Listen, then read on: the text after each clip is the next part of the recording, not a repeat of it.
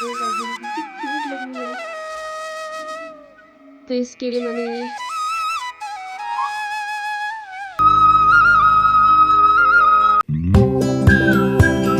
लोगों ने रूम पे ही ब्रेकफास्ट मंगवा लिया था।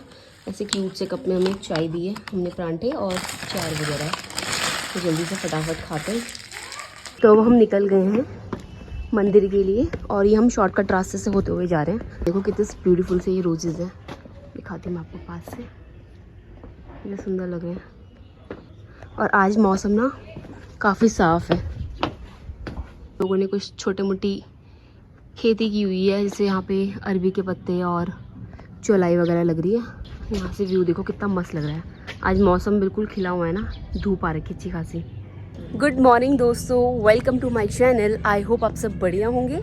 मैं भी एकदम बढ़िया हूँ। और जब से हम रुद्रप्रयाग गए हैं ना, आज पहली बार इतनी अच्छी खासी धूप खिली हुई है। और आज हम ना लोग हैं ऊखीमठ में, और ऊखीमठ में है ओमकारेश्वर टेम्पल महादेव जी का। तो आज हम लोग ना वहीं जा रहे हैं, मैं और सपना, मेरे साथ है सपना, आगे आगे चल रही है। देखो, तो वैसे तो हम लोग काफ़ी लेट निकले हैं मंदिर के लिए, हमें जल्दी निकलना था, बट कोई नहीं।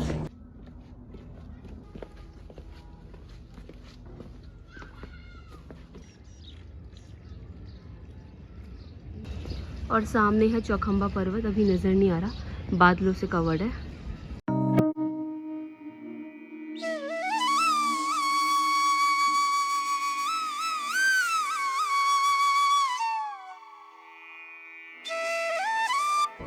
ये खूबसूरत नज़ारों के बीच हम जा रहे हैं मंदिर में, और नज़ारे देख रहे हो कितने मस्त लग रहे हैं, आसपास का व्यू। और रास्ता मुझे सबसे अच्छा लग रहा है कि बिल्कुल प्रॉपर ट्रैक बना हुआ है, आपको कोई प्रॉब्लम नहीं होगी जाने में आने में।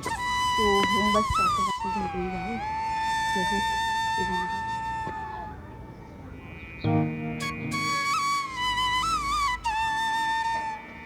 रास्ता देखो कितना बढ़िया बन रहा है, मतलब पूरा बाउंड्री भी होगी और प्रॉपर इस तरीके से ट्रैक बना हुआ है। बस हम पहुंचने वाले हैं मंदिर। हम पहुंच चुके हैं मंदिर के पास, और यहाँ पर देख सकते हो यहाँ पे पूजा का सामान वगैरह भी मिल जाएगा, और यहाँ पे थोड़ी मार्केट भी है। पौड़ी बटा छाऊ। तो ये वाले जो फ्लावर्स है ना, ये वाले हैं धतूरे की, और ये वाले हैं पंचमुखी के, बहुत सुंदर लग रहे हैं। चलो, और हम पहुंच चुके हैं मंदिर, देख सकते हैं आप, बहुत सुंदर लग रहा है।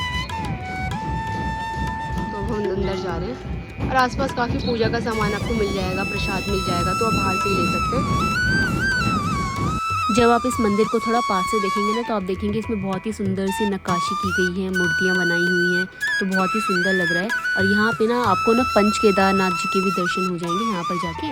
और यहाँ पर था भैरवनाथ जी का मंदिर, तो आप भी दर्शन कर लीजिए। हमने ना प्रसाद रखा था, बंदर ने खा लिया, चलो कोई नहीं।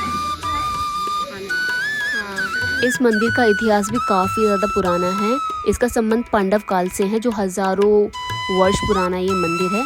और एक कथा के अनुसार जो राजा मंदाता थे, जो भगवान राम जी के पूर्वज थे, उन्होंने यहाँ पर 12 वर्षों तक एक पैर पर कठोर तप किया था, और उनकी तपस्या से प्रसन्न होकर भगवान शिव यहाँ ओम ध्वनि के रूप में प्रकट हुए। इसी कारण इस मंदिर का नाम ओमकारेश्वर पड़ा। और ये है उषा मठ। ऐसा कहा जाता है कि यहाँ पर बाणासुर की जो पुत्री है उषा, और भगवान कृष्ण के पौत्र अनिरुद्ध, उन दोनों का विवाह संपन्न हुआ था। और यहाँ पर ना मंडप भी था, जो बहुत ही पुराना उस टाइम का था, तो बहुत ही सुंदर लग रहा था देखने में। इस जगह को ना पहले उषा मठ कहा जाता था, और बाद में इसका नाम बदलकर ऊखीमठ हो गया। यहाँ से आप थोड़ा बहुत सामान भी ले सकते हैं, यहाँ पे देखो मिल जाएगा आपको मंदिरों के लिए।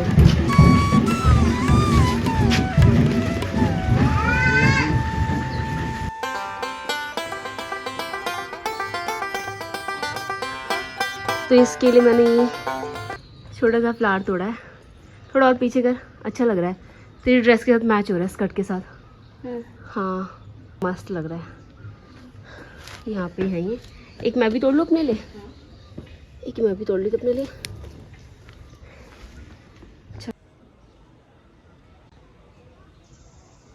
इधर लगाती हूँ। अरे यार ये टूट गया। चलो कोई नहीं, ऐसे लगा लेते हैं। दो कैट देखो कितनी क्यूट लग रही है। हेलो। दूर से मुझे पहले लगा नकली है। Hello hello. हम लोग आ चुके हैं मंदिर में, ओमकारेश्वर मंदिर में। अच्छे से दर्शन हो गए हमें। क्राउड बहुत ही ज़्यादा नहीं था, कम था, ठीक ठाक था, तो इसलिए अच्छे से दर्शन हो। एक एक मंदिर जो था ना, हमने बहुत अच्छे से उधर से टाइम स्पेंड किया और बहुत अच्छा लगा। आसपास आपको मार्केट भी मिल जाएगी जहाँ पर आप खा पी भी सकते हैं। और हो गए अच्छे से दर्शन। हाँ जी, और बहुत ही सुंदर मंदिर था। हाँ बहुत अच्छा था मंदिर, बहुत और आराम से सारे मंदिरों के दर्शन हो गए वन बाय वन। पहले टेम्पल पे मैंने एक चीज़ नोट करी, यहाँ पे ना ज़्यादातर जो लोग थे ना वो साउथ इंडिया से थे और टूरिस्ट लोग ज़्यादातर यहाँ पे थे। तो वहाँ पे जो पुलिस वाले अंकल थे उनको लगा कि हम ना बाहर के ही हैं, तो हमने उनको बताया कि हम पौड़ी गढ़वाल के हैं। तो उन्होंने कहा अच्छा तुम पौड़ी गढ़वाल के, हमारे ही के ही हो तुम तो। ये हो तो मतलब उन्होंने कहा ज़्यादातर यहाँ पे लोग टूरिस्ट लोग ही आते हैं, तो इसलिए उन्हें ऐसा लगा। बाकी तो बहुत अच्छा लगा इस मंदिर में। अगर आप भी ऊखीमठ आएँ तो मंदिर में ज़रूर जाएं, बहुत सुकून वाला मंदिर है। और यहाँ पे पंच केदार, और जहाँ पे इस वाले मंदिर में ना बाबा की 6 महीने जब कपाट बंद हो जाते हैं यहाँ पे डोली रखी जाती है। हाँ। ऊखीमठ में ना डे टाइम पे मौसम वेदर बिल्कुल सही है, इतनी ज़्यादा ठंड नहीं है। चोपटा में तो इतना बुरा हाल हो गया था ना, इवन डे टाइम पे भी, क्योंकि वहाँ पे बिल्कुल धूप नहीं थी। यहाँ पे तो अच्छी खासी धूप है, तो इसलिए यहाँ पे आप विदाउट स्वेटर घूम सकते हो, लेकिन चोपटा में नहीं, वहाँ पे बहुत ठंड है। यहाँ की एक चीज़ मुझे बहुत अच्छी लगी, यहाँ के जितने भी खेत हैं ना सारे चलते हुए खेत है, कोई भी बंजर खेत नहीं पड़ा हुआ। यहाँ पर देख सकते हैं आप, एक यहाँ पे चल भी रहा है काम, काफ़ी बड़े बड़े खेत है साइड में। तो हम लोगों ने सोचा कि यहाँ से ना हम त्रिजुगी नारायण चले जाए। यहाँ से 2-2.5 घंटे का रास्ता है, तो हम वही पता करने जा रहे हैं अभी गाड़ी वगैरह का कि क्या सिस्टम है। अच्छा, वही हमने एक भैया से पूछा वहाँ पे त्रिजुगी नारायण जाने का रूट, तो उन्होंने बोला डायरेक्ट तो नहीं मिलेगी, आप यहाँ से चले आना गुप्त काशी, और गुप्त काशी से चेंज करके मिल जाएगी। तो हम ऐसे ही कर रहे हैं, अभी हम लोग जा रहे हैं पहले गुप्त काशी, वहीं से चेंज करेंगे। तो हमें पीएनबी बैंक से थोड़ा सा आगे हैं, वहीं से हमें टैक्सी मिल गई गुप्त काशी के लिए।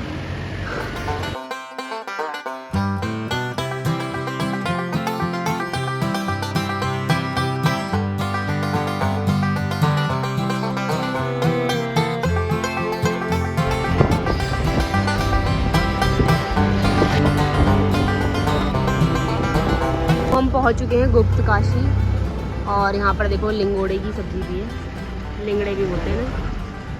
यह है पूरी मार्केट। अब यहाँ से हमें लेनी है नेक्स्ट त्रिजुगी नारायण के लिए। यहाँ पर है काशी विश्वनाथ टेम्पल, हम आते वक्त जाएंगे यहाँ पे। अभी तो हम डायरेक्ट जा रहे हैं फिलहाल त्रिजुगी नारायण।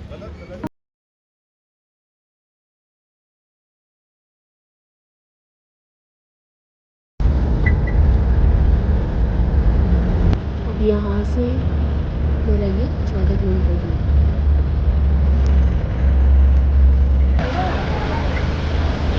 अभी हम सोनपुरा वाले रूट पे हैं, और यहाँ पर देखो बहुत ज़्यादा ट्रैफिक हो रखा है। लोग आधे लोग केदारनाथ की साइड से जा रहे हैं और कुछ लोग आ रहे हैं।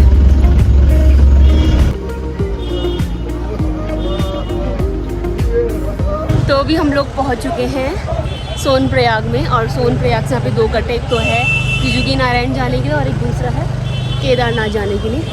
बहुत ज़्यादा ट्रैफिक है। हमें यहाँ पे गुप्त काशी से यहाँ पे पहुँचने के लिए सोनप्रयाग 2.5 से 3 घंटे लग गए।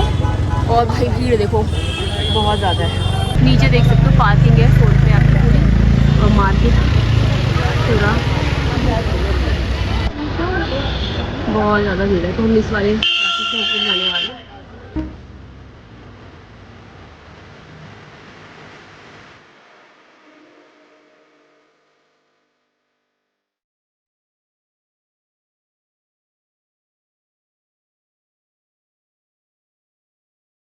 तो फाइनली हम लोग पहुंच गए हैं त्रिजुगी नारायण मंदिर में, और यहाँ पर आप देख सकते हैं काफ़ी सारे लोगों का जमा हुआ है। यहाँ पे शादी हो रही है, देख सकते हैं नीचे।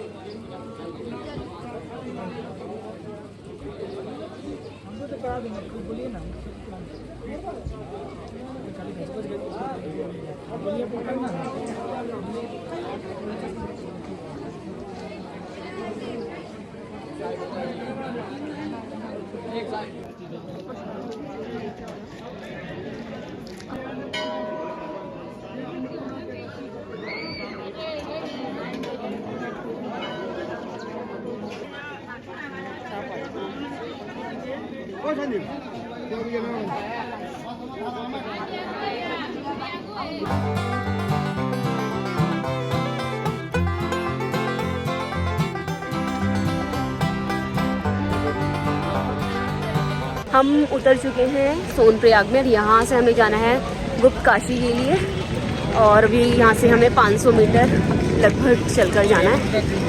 गाड़ियाँ देखो यहाँ पे कितनी ज़्यादा खड़ी हो रही है स्टैंड पर भी। तो यहाँ पे मैं खा रही हूँ। हाँ हाँ हाँ लगा देना। अच्छा तो दे देना अंकल एक।